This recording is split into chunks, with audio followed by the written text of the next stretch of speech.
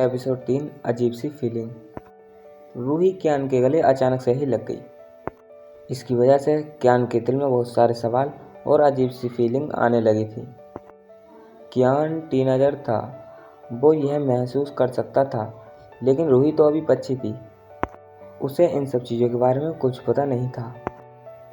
कियान रूही को अपने से दूर भी नहीं कर पा रहा था और फिर सबकी चिंता छोड़कर उसने भी रूही को गले लगा लिया। कियान ने इस खूबसूरत फीलिंग को महसूस करने के लिए अपनी आंखें बंद कर लीं। रियांश और उसके बाकी सब दोस्त भी यह सब देख रहे थे कि कियान इस वक्त क्या फील कर रहा था। वो सब लोग जानते थे, पर यह कभी भी पॉसिबल नहीं हो सकता था। रियांश कियान से बोला, इससे घर छोड़ देते हैं, लेकिन तू जो महसूस कर रहा है यह कभी नहीं हो पाएगा। रूही अभी छोटी बच्ची है। यह कहने के बाद रियांश एक पॉजिटिव ब्रदर की तरह बिहेव करते हुए कियान को रूही से दूर किया।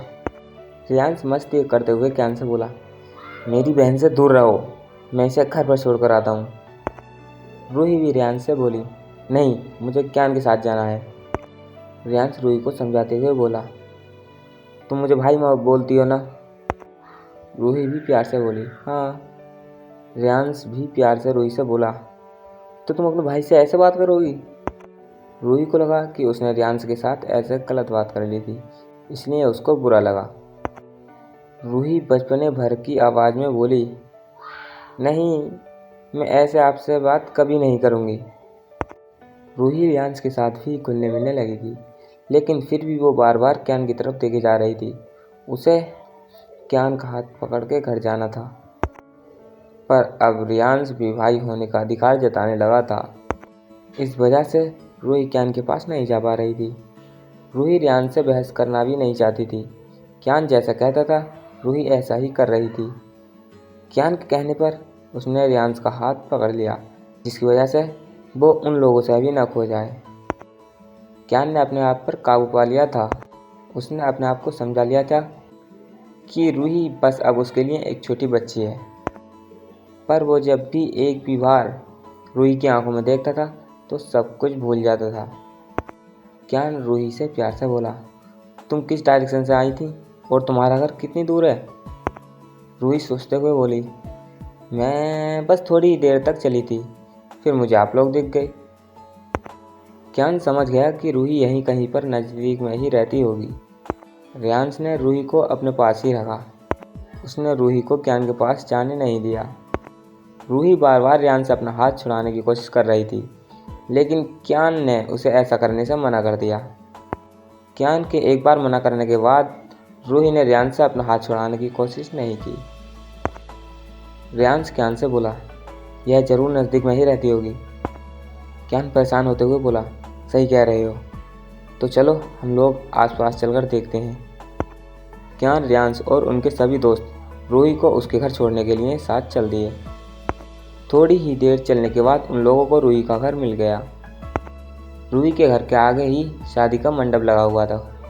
रूही यहाँ पर अपने अंकल की शादी में आई थी, इसलिए उन लोगों ने पहचान लिया कि यही घर होगा शायद।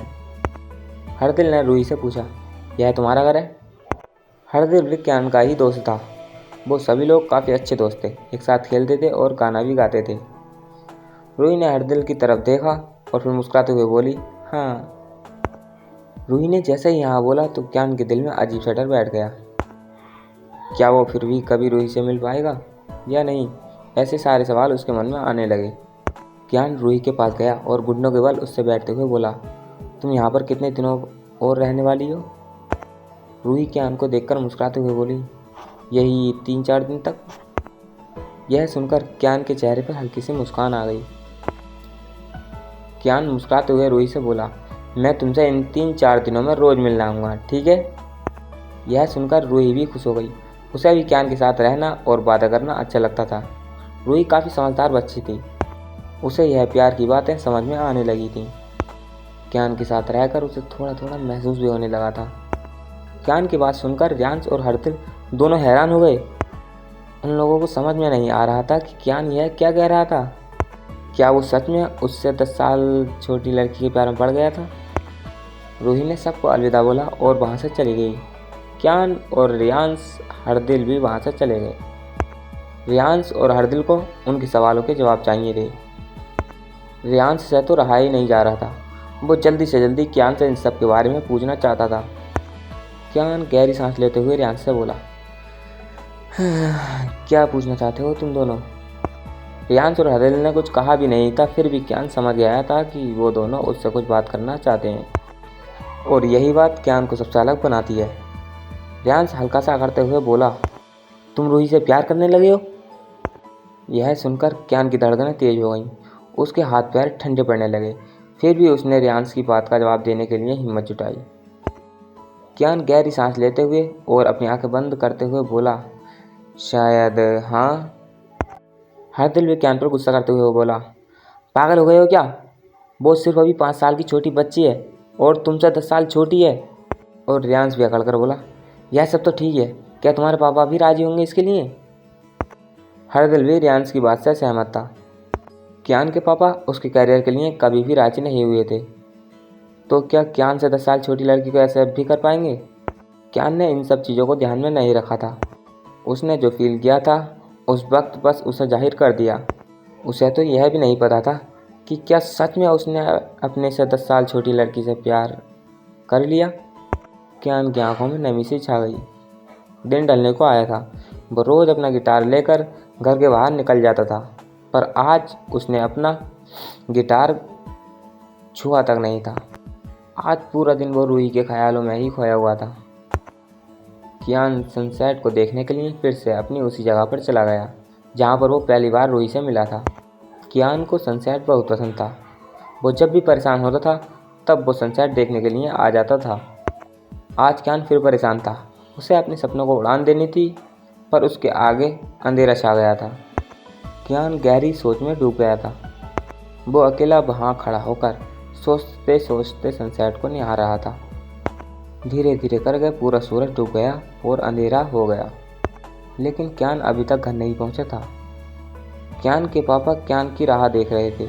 आज वो कियान से नाराज नहीं थे क्योंकि कियान का गिटार घर पर था और कियान बाहर था।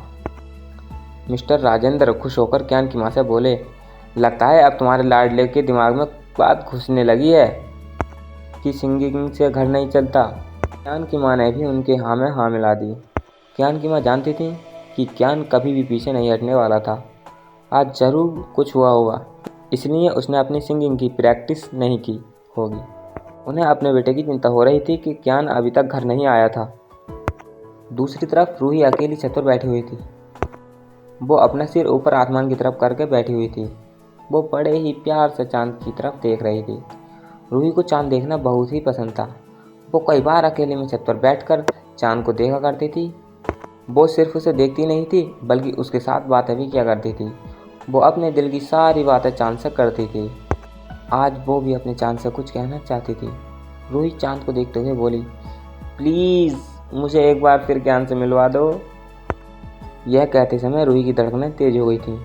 उसे भी समझ नहीं आ रहा था कि वो कियान से बार बार मिलना क्यों चाहती है। उसे अभी कियान को देखकर सुकून मिलता था, इसलिए वो फिर से उसको देखना चाहती थी, उससे मिलना चाहती थी।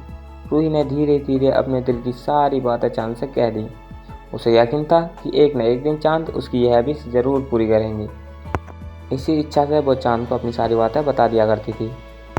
रूही को पूरा चांद देखना बहुत ही पसंद था। वो जब भी कभी चांद को देखती थी बस मंत्रमुग्ध हो जाया करती थी। अगर कोई उसे बुलाता था तो उसे कुछ भी पता नहीं चलता था। वो चांद को देखने में इतनी खो जाती थी कि उसको कोई भान ही नहीं रहता था। रूही की मॉम उसे ढूंढते हुए छत पर आ गई। उन्हें पता था कि रूही ज़रूर छत पर ही होगी।